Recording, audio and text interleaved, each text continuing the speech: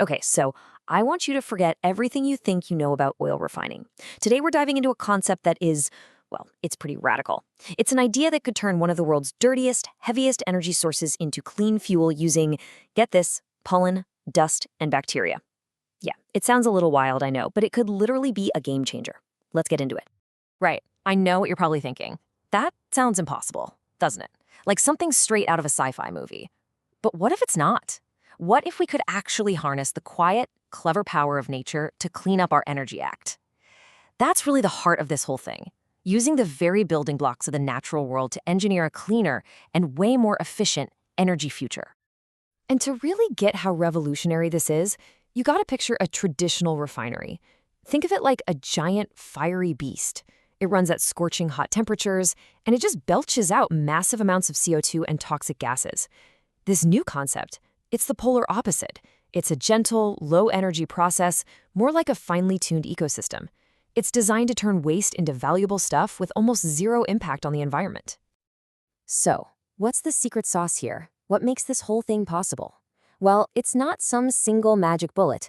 It's actually a brilliant combination of four natural ingredients that, and this is the key, often already exists together around oil reservoirs. The real genius is in getting them to work together in perfect harmony. And the mission here is, well, it's simple, but it's also incredibly ambitious.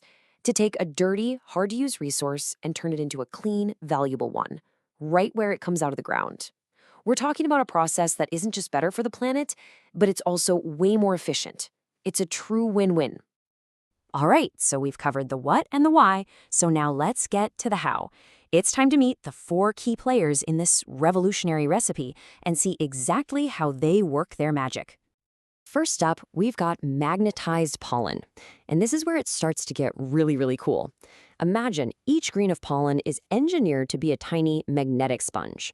It swells up, soaks in the crude oil, and that creates this massive surface area for reactions to happen. But wait, there's more. That iron oxide coating also turns it into a tiny electrical wire, perfectly designed to move electrons exactly where they need to go. Next on the list, charged mineral dust. So as this dust flows with the oil through a specially shaped tube, it's called a venturi, it's designed to make fluids speed up. It actually generates static electricity. You get these tiny but incredibly powerful electrical pulses that basically zap the heavy oil molecules, helping to crack them open into smaller, more useful pieces without using any brute force heat.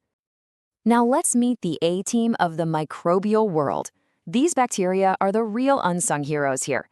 They're a specially selected crew, native to the oil reservoir itself, and they work around the clock to clean up the mess. Their main job is to hijack the chemistry. They turn what would be toxic sulfur waste into clean hydrogen fuel, all while locking the bad stuff away as a harmless solid. Pretty amazing, right? And last but not least, you need a power system to make it all run. A microbial fuel cell, or MFC, cleverly harvests a trickle of electricity directly from the bacteria as they do their thing. Then a solid oxide fuel cell, an SOFC, takes the clean hydrogen that those same bacteria made and turns it into even more electricity and heat. It's a completely self-sustaining loop that's just as elegant as it is efficient. Okay, so we've met all the players. Now let's see them in action. Let me introduce you to the Zero Leak Factory, a totally revolutionary closed-loop design where absolutely nothing is wasted. Everything has a purpose. And just look at this incredible flow. It's like a perfectly choreographed dance, with each step just flowing seamlessly into the next.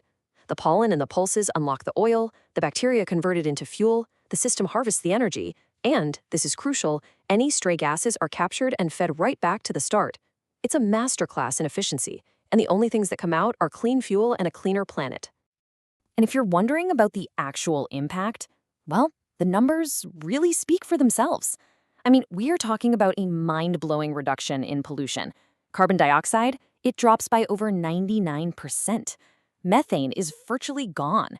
And some of the nastiest emissions, like that toxic sour gas, H2S, are completely eliminated. Zero. This isn't just an improvement, it's a total transformation. So the big question is, how do we get from this brilliant idea to a real-world solution? Well, this isn't just some dream on a whiteboard. The good news is there's a really clear, logical plan to bring this tech from the lab all the way out to the oil field. and it's a journey that's going to be fascinating to watch. The journey starts with small, careful steps, but the destination is, well, it's truly revolutionary. It kicks off by proving each individual piece works, then building small, integrated systems, and eventually scaling up to a full-on field test. But the ultimate vision, the final goal? One day, we might just be able to inject these ingredients straight into the earth and upgrade the oil before it ever even leaves the ground. Just think about that for a second. But honestly, this is about so much more than just cleaning up the oil industry. It's about fundamentally rethinking what's even possible.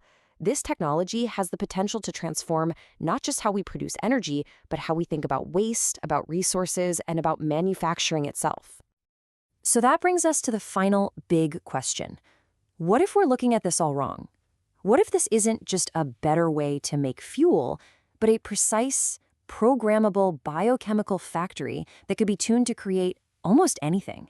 I mean, from bioplastics to life-saving medicines, the possibilities are truly staggering. And it all starts with a little bit of pollen, dust, and bacteria. The future is here, and it's greener and way smarter than we ever imagined.